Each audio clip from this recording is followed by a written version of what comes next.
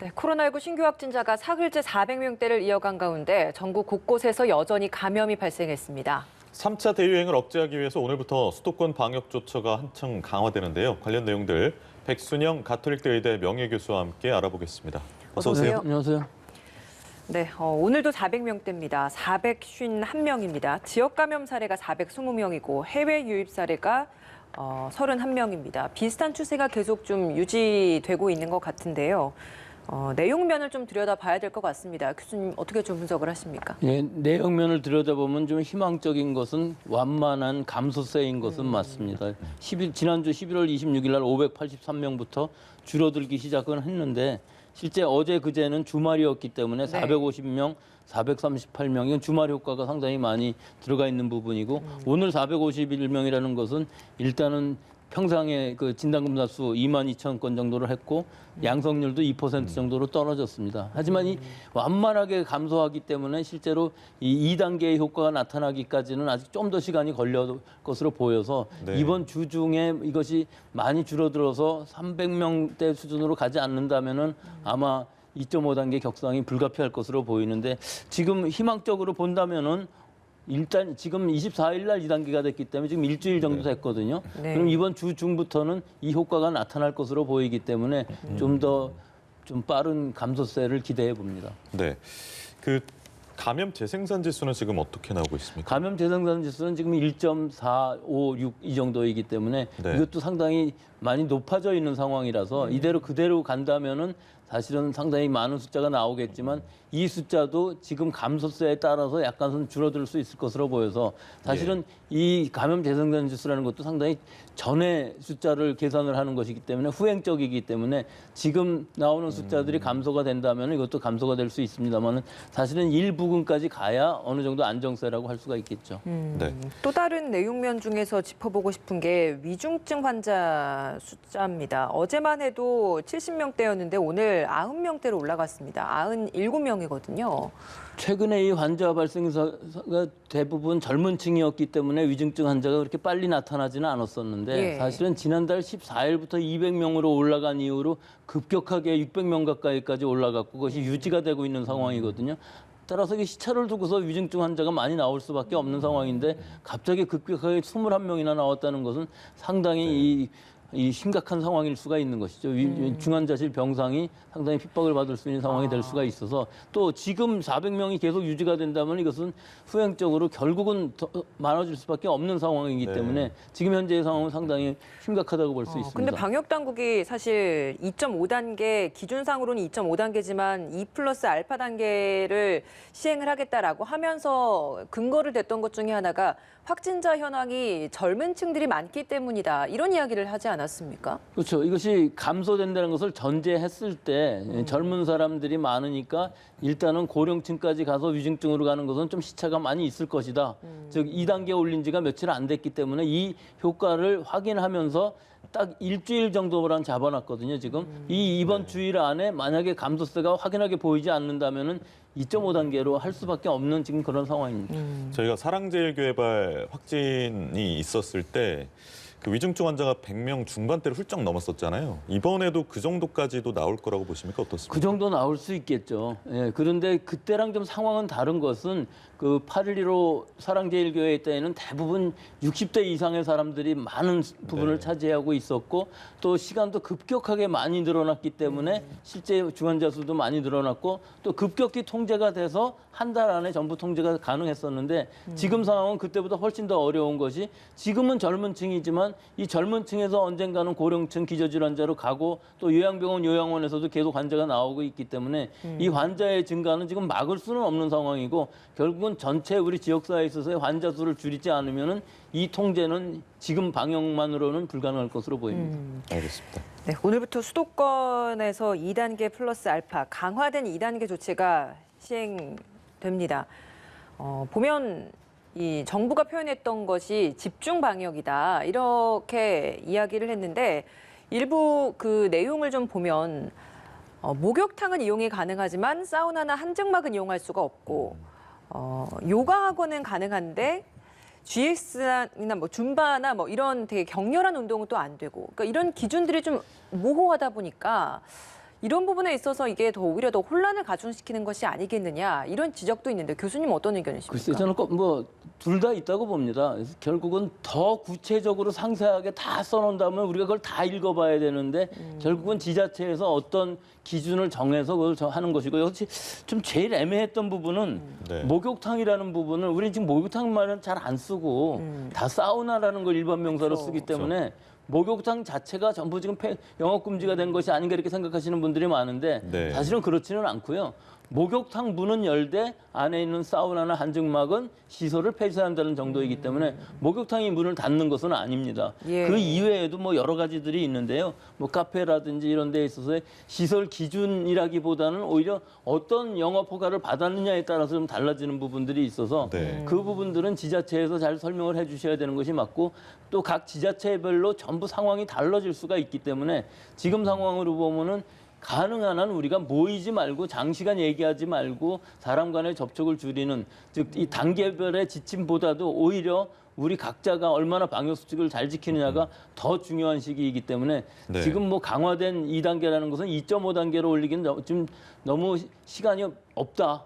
좀 더 기다려보면 좋아질 수도 있겠다는 것을 전제로 하는 것이기 때문에 또 네. 지금 우리가 아무리 잘 지킨다고 해도 내일 모레 이번 주에 나오는 환자 수를 줄이는 것은 아니거든요. 적어도 다음 주, 그 다음 주나 돼야 되는 것이기 때문에 어찌됐든 이번 겨울을 잘 지내기 위해서는 지금 방역 수칙을 잘 지키고 또 수능이 지난 다음에 이 학생들의 행동들도 상당히 또 해이해질 수 있는 부분들이 있고 또 수능 지난 후에 여러 가지 입시라든지 사람들의 접촉이 많아질 수 있는 이런 상황들이 있어서 지금이 아주 중요한 시기라고 하고 또 굉장히 많이 추워지는 시기가 네. 돼서 좀 더 실내 활동이 많아지는 이런 상황이 지금 다가오고 있습니다. 예. 네. 일부 지자체에서는 자체적으로 거리두기 단계를 상향하기도 했는데 부산시를 좀 보면 그 수능일까지 거리두기를 3단계 수준으로 강화했다. 사실 3단계라는 것이 확진자가 한 800명에서 1000명까지도 나오는 상황일 경우에 이렇게 상향을 하는 건데 부산이 이렇게 좀 강한 조치를 내는 이유는 뭐라고 보면 될까요? 그렇죠. 일단 이 메시지겠죠. 3단계를 딱 한다는 게 아니라 단시간 수능 볼 때까지는 3단계 수준의 방역을 하겠다 하는 예. 것인데 사실은 서울시의 경우에 있어서도 10명 이상 집회 금지라는 것은 3단계 수준의 것이거든요. 그러니까 부분적으로는 3단계 수준의 것을 하면서 특히 부산은 지금 심각한 부분이 병상 부족도 있고 또 그렇죠. 해외에서 들어오는 즉 러시아 선원 같은 경우에 있어서도 병상이 없기 때문에 선내에다가 격리를 시킨 상황이거든요. 네. 그래서 결국 병상이 없어서 대구의 동산병원으로 전원을 시키는 이런 상황이 되어 있기 때문에 부산인 경우에 이제 갑자기 환자들이 많이 급증함으로 해갖고서 아주 좀 여러 가지 면에서 방역을 확실하게 하지 않으면은 수능 지난 다음에 더 많은 환자가 발생할 수 있는 가능성들이 있어서 지금 이 시기에 빨리 3단계 정도의 방역 수칙으로 좀 통제를 해보겠다 하는 뜻인 것으로 보입니다. 서울시 같은 경우에는 2단계 격상된 후부터 밤 10시 이후 버스 운행 20% 줄였고요. 그리고 닷새 만에 이후로 승객이 36.9% 줄었다고 합니다. 그러니까 실제로 이렇게 승객들이 줄어든다면 방역 면에서도 좀 효과가 있을 걸로 기대를 해도 되는 겁니까? 그렇죠. 결국은 교통수단이 불편하면은 사실 이동도 많이 줄어들기 때문에 방역 효과는 분명히 있을 것 같은데요. 또한 부작용 자체도 만만치 않을 것으로 보이는 것이 이 밤에 다니는 사람들이 꼭 음주하고 대중교통 타고 다니는 것만은 아닐 것으로 보여서 노동자들이 일이 늦게 끝나고 갈 때 사실은 서민층에서 대중교통이 더 많이 이용이 되기 때문에 이런 부분은 조금 더 생각을 해보셔야 될 것 같습니다. 이게 막차 시간이 만약에 너무 빨라진다 그러면은 네. 이 좀 서민층이 아닌 사람들은 택시 타거나 뭐 자기 차를 갖고 가든가 대리운전을 하든가 뭐 여러 가지가 되겠습니다만은 일반 서민층들은 결국은 걸어가든가 버스나 지하철을 타야 되는데 이런 부분의 부작용은 좀 방역 효과보다는 부작용이 더 크지 않나 그런 생각이 좀 들어서 좀 안타깝긴 합니다. 예. 네. 또 세밀한 좀 조정이 필요하다는 말씀 주셨는데 또 서울시가 이제 했던 조치 중에 하나가 요양병원, 요양시설 이렇게 고위험 시설을 대상으로 코로나19에 대한 선제 검사를 실시했는데 만 62명 중에서 3명만 나왔어요. 이 결과는 어떻게 좀 해석해야 될까요? 지난번에도 16만 명 전수 검사를 했었죠. 그래서 서울 수도권에서는 2주일에 한 번, 비수도권에서는 4주일에 한 번 전수 검사를 하는데요. 이것을 한다고 해도 사실은 그 진단 검사를 받은 그 당시에 음성이라는 걸 뜻하는 것뿐이지 그 다음 날 만약에 양성이 나온다 그러면 또 다른 것이고요. 네. 사실은 음성이 나온 그 사람이 그 종사원이라고 하면은 환자들한테 감염을 시킨 후에 2주간이 지나서 자기는 음성이 되고 환자들은 지금 잠복기에 있고 증상이 나타난다고 그러면 찾을 수가 없는 것이거든요. 그렇기 때문에 근본적으로 어떤 사람이 감염되었었는지를 찾기 위해서는 면역 진단이 필요하고요. 또 2주간의 기간을 두고 PCR을 하는 것보다는 좀 수시로 신속 진단 키트 같은 것들을 사용을 해갖고 좀 더 광범위하게 진단 검사를 할 필요가 지금 있는 시기이고 일단 우리나라에서도 항원 신속 진단 키트는 승인을 받아갖고 있는 상황이기 때문에 예. 이 요양원이나 요양병원 또 여러 단체 생활을 하는 곳에 있어서는 이심 증상이 나타난다든가 혹은 종사원들이라든지 여러 사람들이 좀 더 많은 선제적인 진단 검사가 지금 필요한 시기라고 봅니다. 이게 2주간의 2주간의 이 진단 검사, PCR 진단 검사만을 주기적으로 한다는 것으로는 네. 사실은 해결이 안 될 문제라고 보고 앞으로도 계속 나올 수 있다고 봅니다. 그러니까 그런 차원에서 정부도 그 신속 항원 검사 진단 키트를 요양병원 종사자들에 한해서 좀 전수 검사를 하는데 사용하는 방안을 좀 검토 중이다라고 이야기하고 있습니다.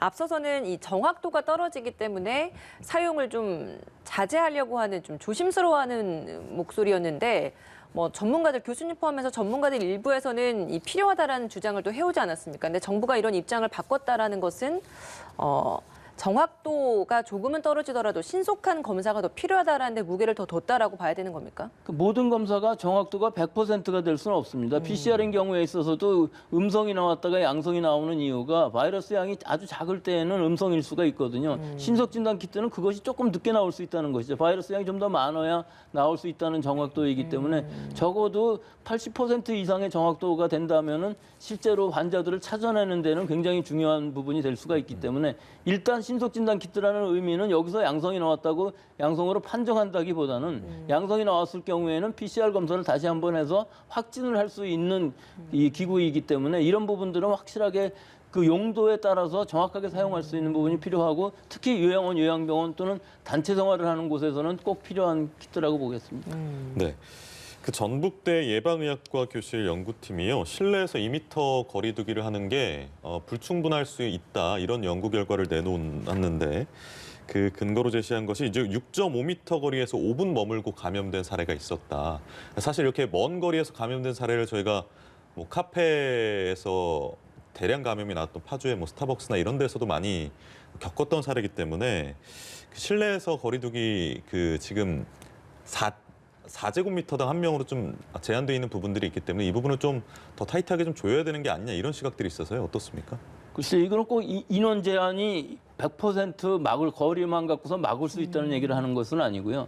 우리 코로나19가 처음부터 나온 이후로 이 공기 감염이 특정한 상황에서는 충분히 가능하다는 결과들이 중국에 처음부터 많이 나왔습니다. 예를 들어서 5분이 아니라 버스에 타고 있었는데 히타 바람이 차 맨 앞에서부터 맨 뒤까지 갈 수 있어서 감염이 되는 케이스가 생기고 이것은 뭐 1분이 안 돼도 공기 감염으로 감염될 수 있는 상황이거든요. 네. 따라서 여기서 제일 중요한 것은 이런 실내 환경에 있어서는 얼마나 마스크를 잘 쓰고 있느냐 하는 것과 또 가능한 한 사람이 많은 실내에서는 보건 마스크를 쓰는 것이 필요할 것으로 보이고요.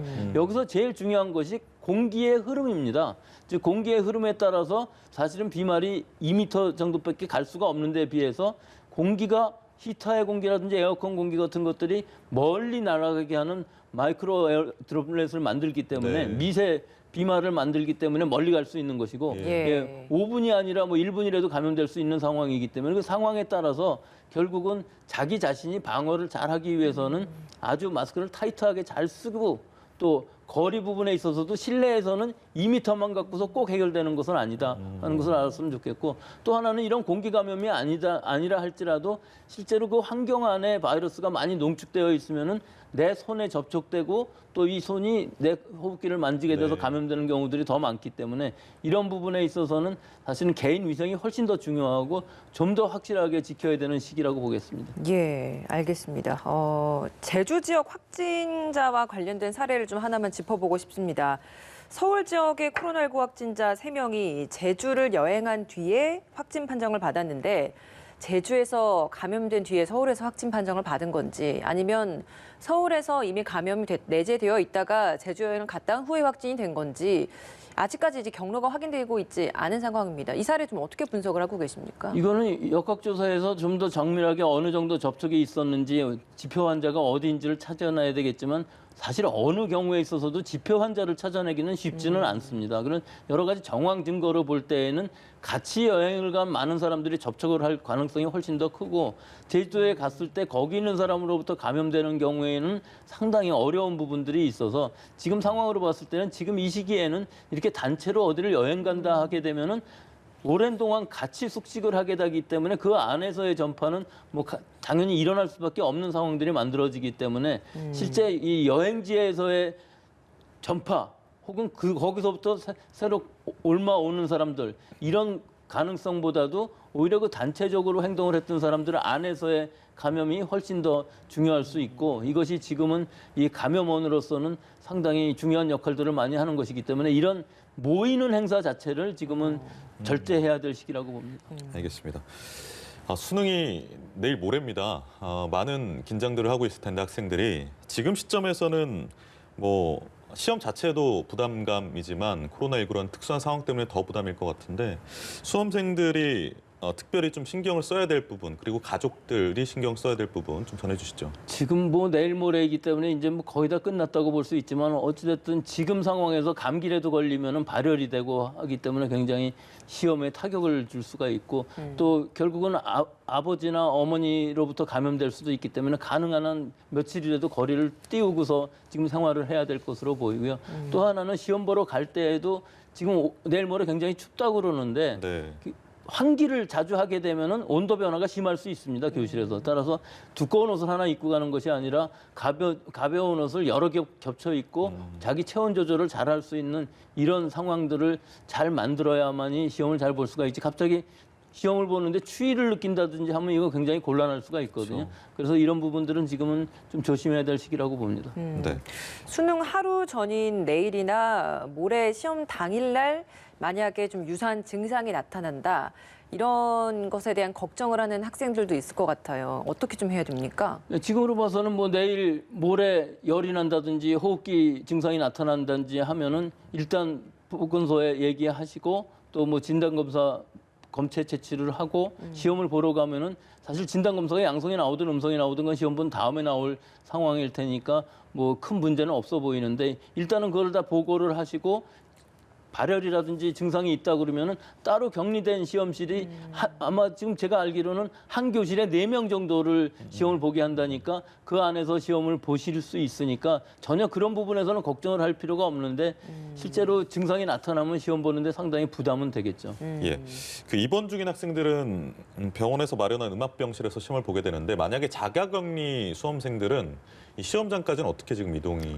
그럼 원래 원칙적으로는 자가용을 이용해서 가게 되어 있는데 그 자가용이 마련이 안 되신 분들도 분명히 있을 테니까 아마 방역 당국에서는 119 구급차를 이용을 해갖고서 이송을 해주는 방식을 하고 있는 것으로 보이고 또 119 구급차가 아니더라도 아마 경찰차 같은 경우에서도 좀 방역을 잘 하시고서 이동시킬 수 있는 그런 부분들이 마련이 돼 있는 것으로는 보이는데 이 오토바이를 타고 간다든지 하는 것들은 상당히 좀 위험할 것 같고요. 예. 즉, 그 순경차인 경우에 있어서도 경찰차인 경우에 있어서도 이런 방어 수단이 뭐 그렇게 대단한 것은 아니니까 소독, 환기, 방역 이것만 잘하면은 아마 이동은 큰 문제는 없을 것 같고 그렇게 숫자가 많지를 않아서 지금으로 봐서는 큰 문제가 생길 것 같지는 않고 또 날짜도 이틀밖에 안 남았기 때문에 갑자기 급격하게 수험생들이 자가격리자가 많이 나올 것 같지는 않아 보입니다. 예. 알겠습니다. 오늘 말씀 여기까지 듣겠습니다. 백순영 가톨릭대 의대 명예교수였습니다. 오늘 말씀 고맙습니다.